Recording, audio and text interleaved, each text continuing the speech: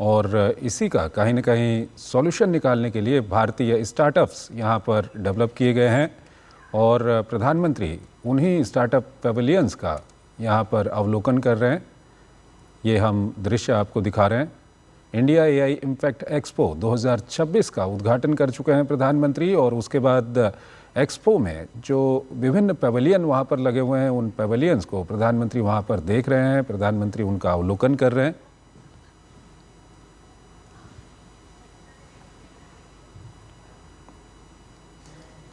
ये भारतीय कंपनियां हैं, भारतीय स्टार्टअप्स हैं जिनके साथ प्रधानमंत्री वहां मुलाकात कर रहे हैं और उन स्टार्टअप्स को एक तरह से समझ रहे हैं। उन स्टार्टअप्स को जिन लोगों ने इसकी शुरुआत की है उनसे इंटरैक्ट कर रहे हैं। बिल्कुल, ये स्टार्टअप्स आप देख सकते हैं, ये जो आपके सामने इस वक्त प्रधानमंत्री वहाँ पर अवलोकन कर रहे हैं, चाहे हम हेल्थ सेक्टर की बात करें या दूसरे सेक्टर्स की हम बात करें, इस तरह के जो स्टार्टअप्स हैं वहाँ पर काफ़ी काम आते हैं। ये एआई तकनीक का उपयोग करके विभिन्न जो तकनीकी प्रदर्शन वहाँ पर किए गए हैं काफ़ी महत्वपूर्ण ये रहने वाले हैं मानवता के लिए। और प्रधानमंत्री इस वक्त अवलोकन कर रहे हैं वहाँ पर 13 देशों के पवेलियन यहाँ पर लगाए गए हैं और 600 स्टार्टअप्स यहाँ पर मौजूद हैं। तो अपने आप में एक ऐसा मंच है जहाँ पर पूरी दुनिया का जो एआई के क्षेत्र में काम करने वाले लोग हैं, एआई के क्षेत्र में काम करने वाले स्टार्टअप्स हैं, दूसरी कंपनियां हैं, वो यहाँ पर मौजूद हैं। तो ये दृश्य हम आपको दिखा रहे हैं, प्रधानमंत्री वहाँ पर अवलोकन करते हुए विभिन्न जो वहाँ पर पवेलियन लगाए गए हैं उनका अवलोकन करते हुए। नीरज सिंह हमारे संवाददाता हमारे साथ जुड़ चुके हैं। नीरज, प्रधानमंत्री वहाँ पर हम दर्शकों को दिखा रहे हैं दृश्य, प्रधानमंत्री विभिन्न जो वहाँ पर पवेलियन है उनका अवलोकन कर रहे हैं। नीरज,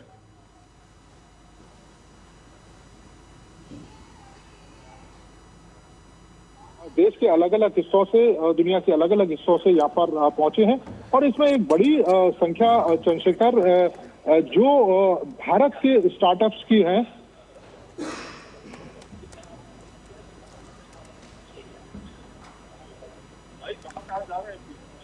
देखिए, बिल्कुल मैं वही बता रहा था चंद्रशेखर कि ये तमाम जो दृश्य आपको दिखाई दे रहे हैं कि प्रधानमंत्री पहुंचे हैं और इन पवेलियन में ज्यादातर जो स्टार्टअप है वो भारत के जो स्टार्टअप हैं, खासतौर से एआई को लेकर। और दूसरी सबसे बड़ी बात है कि आप देखें कि आज हर क्षेत्र में, चाहे भारत का कोई सा भी क्षेत्र हो, एआई से अछूता नहीं है और एआई हर क्षेत्र में, खासतौर से हेल्थ के क्षेत्र में देखें कि आज भी देश के अलग अलग हिस्सों में, खासतौर से दूर दराज के हिस्सों में, अगर हेल्थ से रिलेटेड कोई परेशानी होती है तो होता ये था कि पहले जो लोग हैं उनको बड़े बड़े मेट्रो शहरों में आना पड़ता था या सुपर हॉस्पिटलिटी जो हॉस्पिटल होते थे उनमें आना पड़ता था। लेकिन अगर एआई इक्विपमेंट से लैस कोई उपकरण अगर ग्रामीण इलाके में भी होगा तो वहां पता लगाया जा सकता है एक मामूली से जो मेडिकल जो स्टूडेंट है उसके माध्यम से कि कौन सी बीमारी है और उस बीमारी के बाद उस व्यक्ति का जो इलाज है वो दूसरे या बढ़िया अस्पताल में किया जा सकता है। उसका समय भी बचेगा और इसके साथ साथ जो बीमारी है वो भी जल्दी पकड़ में आएगी। इसी के साथ आप देखें कि डिजिटल प्लेटफॉर्म पूरे भारत में भारत का इस समय बना हुआ है और डिजिटल के क्षेत्र में एक बड़ी उपलब्धि भारत ने हासिल की है और ये डिजिटल एक तरीके से हाईवे का काम करेगा एआई के लिए, क्योंकि देश के अलग अलग व्यक्तियों के हाथों में मोबाइल है और वो तमाम सेवाएं और सुविधाएं उस एआई के माध्यम से प्राप्त कर सकते हैं। तो एआई कोई बहुत बड़ा ऐसा नहीं है कि कोई बहुत बड़ा चैलेंज हो, बहुत बड़ा खतरा हो, बल्कि एआई भारत के लोगों के लिए, उनकी सहायता के लिए और सुविधाओं में और ज्यादा बढ़ोतरी के लिए काम आएगा। ये तमाम तरह के जो सॉल्यूशन है वो एआई इस समय पेश करता है और प्रधानमंत्री इन तमाम स्टार्टअप जो खासतौर से भारत के अलग अलग हिस्सों से आए लोगों ने यहाँ पर लगाए, उनसे बात करते हुए उनके अनुभवों को समझते हुए कि किस तरीके से ये स्टार्टअप, ये किस तरीके से ये एआई भारत के विभिन्न क्षेत्रों में काम आ सकता है और कैसे हम एआई को साउथ ग्लोबल में एक तरीके से भारत अपने आप को लीडर के तौर पर पेश कर सकता है और पूरे देश और दुनिया को एक बेहतर एआई सॉल्यूशन दे सकता है। जी नीरज, हमारे साथ अजय मिश्र भी जुड़ गए हैं। अजय, प्रधानमंत्री इस समय इस एक्सपो का अवलोकन कर रहे हैं। प्रधानमंत्री सर्वम गए और सर्वम को लगातार ये माना जा रहा है कि भारत के सर्वम एआई ने गूगल जेमिनी और चैट जीपीटी को पीछे छोड़ दिया है। किस तरह से सर्वम काम करता है, किस तरह से इसने दुनिया में अपनी धाक जमाई है, जानना चाहेंगे। देखिए, अगर सर्वम की बात की जाए स्पेसिफिकली तो देश का पहला सॉवरेन एआई मॉडल बनाने का काम एक ऐसे स्टार्टअप को सौंपा गया और एक स्टार्टअप कंपनी पर भरोसा जताया सरकार ने और सर्वम को चुना गया बहुत ही रिग्रेस प्रोसेस के बाद में। और सर्वम ने वो करके दिखाया है जो पूरी दुनिया में अभी तक बड़ी बड़ी एआई कंपनियां नहीं कर पाई। मिसाल के तौर पर जो मल्टी लिंग्विस्टिक ट्रांसलेशन की सुविधा है और एआई इंटरप्रिटेशन की सुविधा है, ऑन द गो आपके रियल डबिंग की सुविधा है, ये सारी की सारी सुविधाएं सर्वम ने अपने बलबूते और भारतीय स्टार्टअप इकोसिस्टम के जरिए पूरी की हैं। और जिस तरह से हमने देखा कि बुलबुल के नाम से जो सर्वम ने अभी लॉन्च किया है पूरा का पूरा मल्टीलिंगुअल सिस्टम, ये पूरे भारत को एक साथ जोड़ता हुआ नजर आएगा।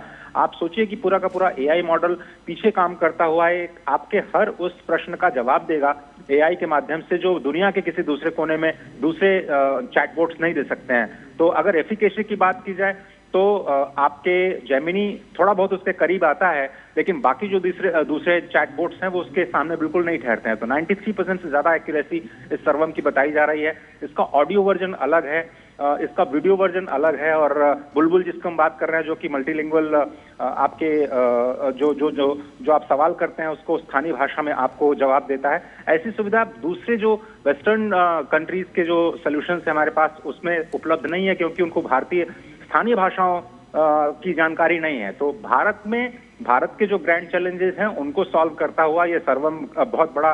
बिल्कुल अजय, हम लगातार देख रहे हैं प्रधानमंत्री जिन जिन स्टॉल्स पे पहुंचे हैं उसी में से भारत जेन पे प्रधानमंत्री मौजूद हैं अपने इस अवलोकन के दौरान। तो चाहेंगे कि आप शोध एआई और भारत जेन को लेकर दर्शकों को बताएं कि किस तरह से ये एआई की दुनिया में एक बड़ा बदलाव लेके आ रहा है। तो सर्वम और भारत जेन दोनों ने ही मिलकर के जो भारत का जो एआई अपना जो सॉवरेन मॉडल सिस्टम है जिसकी लॉन्चिंग भी की जाएगी। मुझे लगता है कि जिस दिन प्लानरी होगा उस दिन भारत की तरफ से हार्डवेयर और सॉफ्टवेयर दोनों ही तरीके के जो सॉल्यूशंस हैं वो दुनिया के सामने रखे जाएंगे। और अब तक देखा है आपने कि भारत ने हार्डवेयर में बहुत कम अपना नाम किया, सॉफ्टवेयर में हम बड़े सुपर पावर माने जाते हैं, लेकिन एआई की अगर हम बात करें तो हम शुरू से ही वो मैन्युफैक्चरिंग की बस को मिस नहीं करना चाहते और इसलिए हम डेटा सेंटर बनाने पर फोकस कर रहे हैं। डेटा सेंटर की कॉस्ट पूरे दुनिया के मुकाबले आधी है।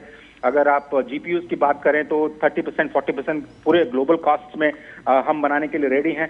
और इस तरह से ग्लोबल साउथ या फिर अपने ही देश के जो ग्रैंड चैलेंजेस है जिन ऐसे मॉडल पर भारत काम कर रहा है जो स्केलेबल हो। हमें ऐसे बड़े एआई मॉडल की जरूरत नहीं है जो वेस्टर्न कंट्रीज में पाए जाते हैं, बहुत ही ज्यादा कॉस्टली हैं। आप सोचिए कि अगर आपको केवल ऑडियो विजुअल के लिए 30-40 एप्स को या एआई टूल्स को हर महीने कुछ न कुछ सब्सक्रिप्शन के लिए पैसे देने पड़े तो आपके लिए बहुत ही कॉस्टली अफेयर हो जाता है इस तरह का। जबकि भारत को ऐसे मॉडल चाहिए जो कि स्केलेबल हो। तो ये जो भारत आपने जो जिक्र किया कि सर्वम और साथ ही साथ जो भारत जेन है ये मिलकर के जो परम 2 सुपर कंप्यूटर है वो हार्डवेयर की दुनिया में बिना इंटरनेट के अगर आपको वो सारे की सारी सुविधाएं देता है, सारे के सारे सॉल्यूशंस देता है, सवालों के जवाब देता है, वो भी आपकी स्थानीय भाषा में सर्वम के साथ मिलके, तो वाकई इसे आप एक बड़ी क्रांति कह सकते हैं। और स्पष्ट तौर पर भारत ने कह दिया है कि हमें ऐसे कॉस्टली मॉडल्स की जरूरत नहीं है। भारत अपनी शर्तों पर अपने खुद के सॉवरेन मॉडल को डेवलप करेगा और इसलिए हम ये कह सकते हैं कि भारत उसमें एक लंबी छलांग ले चुका है और अगले 15 से 20 वर्ष अगर आप माने तो भारत में ऐसे एआई मॉडल होंगे जो न सिर्फ भारत के ग्रैंड चैलेंजेस का सलूशन स्थानीय तरीके से देंगे बल्कि जो ग्लोबल साउथ की लोकल प्रॉब्लम्स हैं, लोकल चैलेंज हैं, उनको लोकली सॉल्व करते हुए नजर आएंगे। अजय, आपसे ये भी जानना चाहेंगे कि प्रधानमंत्री वहाँ पर जिन भारतीय और दूसरे एआई मॉडल्स का वहाँ पर अवलोकन कर रहे हैं, प्रधानमंत्री ये कहते रहे हैं कि एआई फॉर ऑल, ये किस तरह से वहाँ पर परिलक्षित होते हुए दिख रहा है आपको? देखिए, अगर आपको याद होगा पेरिस में जो हमने को होस्ट किया था पिछली एआई समिट में, उसमें प्रधानमंत्री ने रिस्पॉन्सिबल एआई की बात की थी। उसमें प्रधानमंत्री ने एक ऐसे एआई मॉडल की बात की थी जो सभी के हित के बारे में सोचे, और यही भारत के इस पूरे इम्पैक्ट समिट का उद्देश्य भी है कि हम एक इम्पैक्ट क्रिएट करें। आपको याद होगा जब पहली बार एआई समिट आयोजित की गई लंदन में, तो उसमें कुछ चुनिंदा कंपनियों ने एक तरह से हिस्सा लिया था। बहुत ही छोटी गैदरिंग थी। सियोल में बहुत ज्यादा जो फोकस रहा था वो टेक्नोलॉजी पे था। उसके बाद जो पेरिस में हुआ, पेरिस में आप देखिए तो जो अमेरिका के एक बहुत बड़े लीडर हैं, उन्होंने रेगुलेशन को लेकर के बात की, क्योंकि वो बात करना चाहते थे कि उनके जो देश के प्रोडक्ट हैं वो दूसरे देश में ज्यादा रेगुलेट ना किए जाएं। तो उन्होंने यूरोपियन यूनियन की निंदा की इस बात को लेकर के कि उन्होंने एआई को लेकर के क्यों ओवर रेगुलेशन कर दिया। भारत